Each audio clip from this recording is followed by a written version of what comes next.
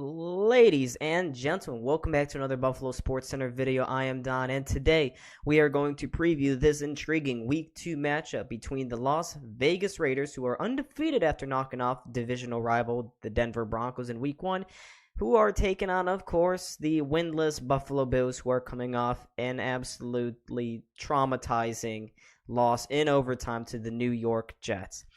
It's time to break down this matchup, but before I do, make sure to hit that like button and subscribe. Follow us, of course, here on the YouTube. Follow us on the Instagram and join the Discord. All three of those links are in the description down below.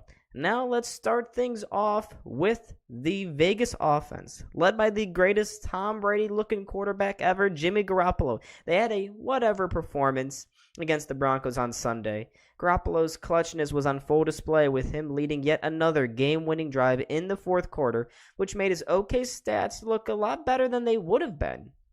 A somewhat surprising aspect of his game was his ability to scramble out of the pocket, something the Bills' defense will definitely have to watch out for. And it's clear already that he and wide receiver Jakobi Meyers have great chemistry, with Meyers catching 9 passes for 81 yards. Unfortunately for the Raiders, Meyers was knocked out of the game and will maybe play. We shall see. His status is still in doubt. But even if Jakobi Meyers doesn't play, the Raiders still have top-tier wide receiver Davante Adams and running back Josh Jacobs, who looked a little rusty in each of their own kind of ways against Denver.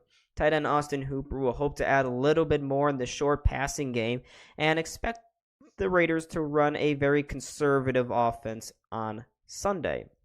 Now let's talk about the Raiders' defense, who looked incredibly formidable on Sunday. And yes, I know they played against Russell Wilson, and let's ride. They won't care, though, as this unit, led by defensive end Max Crosby, snuffed out nearly everything thrown or ran at them. Crosby, in particular, is a great disruptor who single-handedly killed a couple of Denver drives. Alongside rookie Tyree Williams and Jerry Tillery, the Raiders actually have an all-right defensive line. They held Russell Wilson to a sub-200-yard passing game, mainly thanks to the efforts of former Ravens cornerback Marcus Peters, new linebacker Robert Spillane, and Luke Masterson. Also, Nate Hobbs, their third-year slot cornerback and a guy with lots of potential, led the defense in tackles with 12, which included 2 tackles for loss as well. All of these guys put in a solid effort to help the Raiders knock off the Broncos in a divisional battle on Sunday. They'll have to continue this kind of momentum, though, against the very struggling. Oh, did I mention they're struggling? The Bills' offense. Yes, they are struggling, by the way. Oh, boy. What a terrible performance by Josh Allen on Monday night against the New York Jets. He committed 4 turnovers in total, 3 of them being interceptions, 1 being an absolutely horrendous fumble in his own territory. This should have been a game where the offense was able to go around comfortably and put away the Aaron Rodgers-less Jets. But no, that didn't happen. And like I mentioned already, Josh Allen was particularly terrible. The only player impressive on the offense was wide receiver Stephon Diggs, who had 10 catches for 102 yards and a very nice touchdown grab in the middle of the second quarter. But outside of him, there really wasn't anything to speak of. James Cook, who I mentioned could be a breakout running back candidate this season, only had 46 yards on 12 carries, and it did not help that the offensive line disappeared in the second half. Specifically Spencer Brown, who I thought once again did not play very well. It was an overall pathetic showing by the Bills, and it doesn't help that it seems like they are continuing the big mistakes that plagued them in the second half of last season. They are trying to force things too much downfield, and the play calling doesn't seem to be adjusted when the opposing defense seems to have found their number. It's really frustrating to watch as a Bills fan, but at least the Bills' defense did a little better. The pass defense, and chiefly the defensive line, did extremely good against the Jets on Monday night. Newly acquired defensive end Leonard Floyd had a sack and a half, including the sack that unfortunately injured Aaron Rodgers early into the first quarter.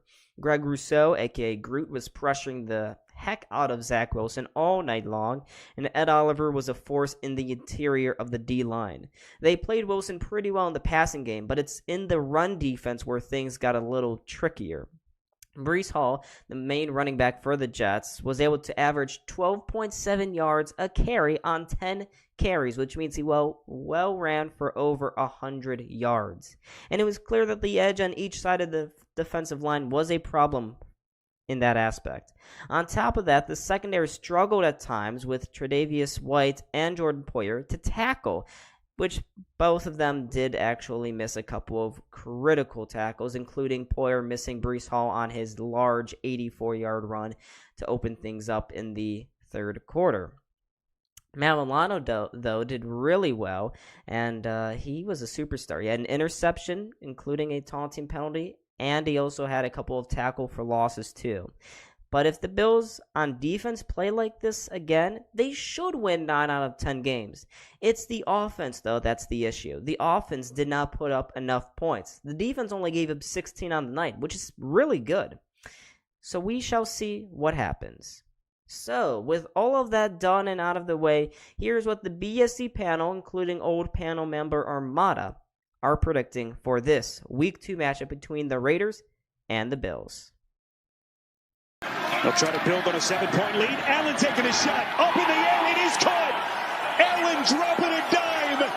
And Diggs with a stroke of genius. They're connecting instead of blowing an opportunity. Keep it on the ground. Singletary lunges, and he is in for the touchdown.